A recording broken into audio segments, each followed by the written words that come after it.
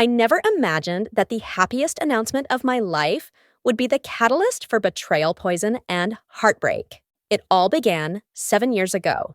Harry and I met in a quiet, unsuspecting way at a local bookstore on a rainy Sunday afternoon. He was reaching for the same novel I had just taken off the shelf. We laughed, shared a coffee, and ended up talking for hours. That random cozy moment eventually turned into coffee dates, shared playlists, weekend road trips, and eventually a beautiful proposal under fairy lights in the very same bookstore where we met. It was perfect, until his sister Kayla entered the picture. From the moment Harry introduced me to his family, I sensed something wasn't right. His parents were polite, if a little stiff, but Kayla was different. Her handshake was cold. Her eyes scanned me like I was a threat, and her words, though polite on the surface, were laced with bitterness. "Oh, you're the one he's been spending all his time with. I guess you're the new flavor, huh?" That was her first sentence to me. I thought maybe she was just having a bad day. But it wasn't just a bad day. It was the beginning of a war I didn't sign up for. As our relationship grew stronger, Kayla's hostility did too. She would constantly bring up Harry's exes, especially one named Serena. Serena was apparently everything a guy could want. Educated, elegant, successful, and according to Kayla, actually compatible with Harry. At first, I tried to laugh it off. I mean, what kind of sister constantly compares their brother's current girlfriend to his ex? But it wasn't just words. She would purposely schedule family events when she knew I had work. Or she'd accidentally leave me out of group texts about holidays. One Christmas, she even made personalized stockings for everyone, including Harry's dog, but not for me. Still, I didn't want to be the reason Harry distanced himself from his family. So I smiled, stayed quiet, and played the role of the peacekeeper.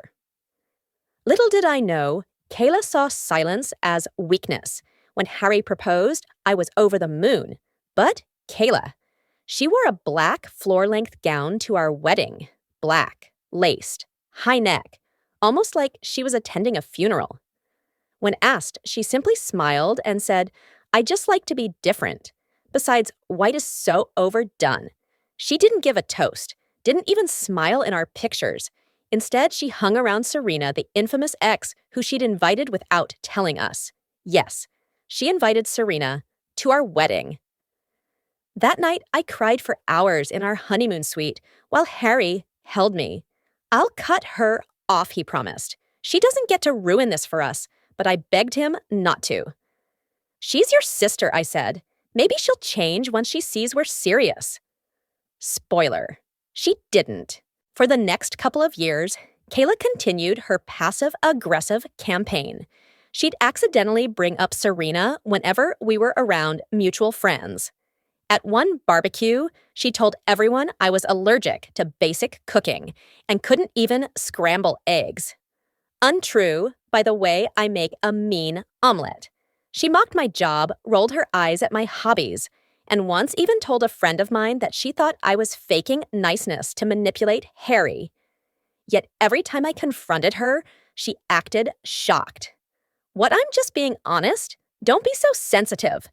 And so I stopped engaging. I kept my distance. She was the storm. I chose peace until our 6th year of marriage. The year everything changed. It was a random Tuesday afternoon when I took the pregnancy test. I hadn't been feeling well for days. My appetite was off, I was more emotional than usual, and coffee suddenly made me nauseous. 2 little lines. I cried, I laughed, I screamed. I called Harry at work, barely able to speak through the tears. We danced around our living room for what felt like an hour. He kissed my belly every night, even though it was still flat. We read parenting books, debated names, argued over which nursery colors were more soothing. It was the happiest time of our lives, and we wanted to share it with the world, starting with family. Harry's birthday was coming up, and I thought, why not combine the celebrations? We planned a cozy dinner party, just family and close friends. Harry's parents, my mom, our neighbors, a couple of friends from work. We bought a cake that read Daddy to Be and wrapped baby booties in a tiny box for him to open. It was supposed to be magical, and it was. Until she showed up, Kayla. Uninvited, she looked different, still sharp in her heels and fashionably dressed, but her energy had changed. She smiled warmly, hugged Harry, hugged me. Yes, hugged me. I know I wasn't invited, she said, but I wanted to surprise you both. I've been working on myself, therapy, a lot of reflection. I realized I've been toxic, and I'm sorry. I didn't know how to respond. Was it real? Another manipulation? Harry looked at me hopeful, and for his sake, I smiled and nodded. Thank you, Kayla, I whispered. That means a lot. She even handed us a gift, tiny baby clothes, pink, yellow, and green, gender neutral, tasteful.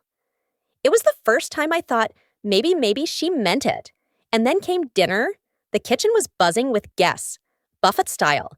Everyone made their own plates. Kayla offered to make mine. Let me help, she said. You rest? You're glowing. I hesitated, but Harry gave me a smile. Let her, he whispered. It's her way of making amends. So I said, okay. She returned with a plate grilled vegetables, potatoes, and shrimp. Shrimp!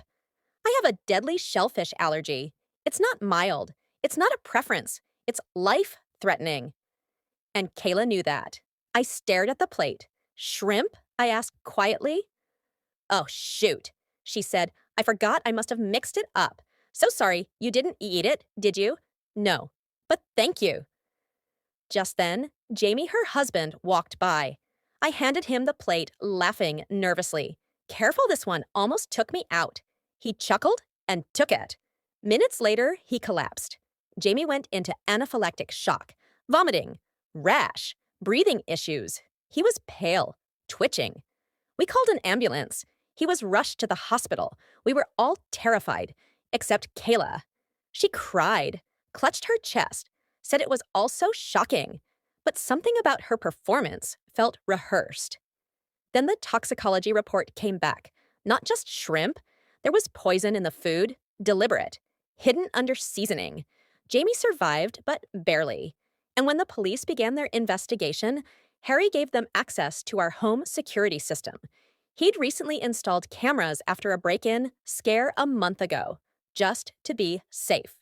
One was in the kitchen, and there she was, Kayla, on footage, pouring something into the food, switching plates, looking directly into the camera with a cold smile. Kayla was arrested the next day. When confronted, she didn't even deny it. She broke down, screamed, ranted. She doesn't deserve him. She's ruined our family. He used to be mine. We were best friends until she came along and replaced me with some discount version of Serena. Yes, that's what she said. Not even guilt, just rage. Jamie filed for divorce, pressed charges. He cried when he visited me in the hospital later. She could have killed you. You and the baby. I don't know who I married.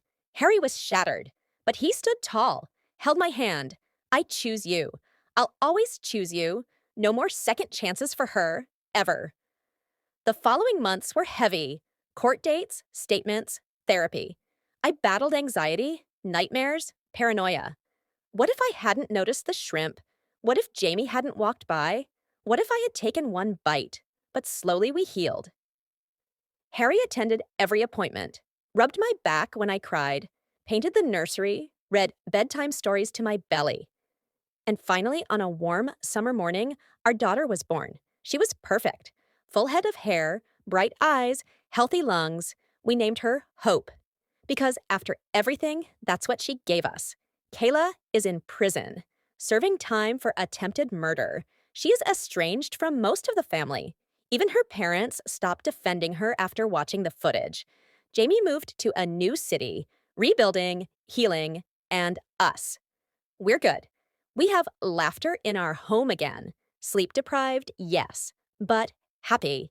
Hope is crawling now, babbling. Her laugh is the sweetest sound I've ever heard.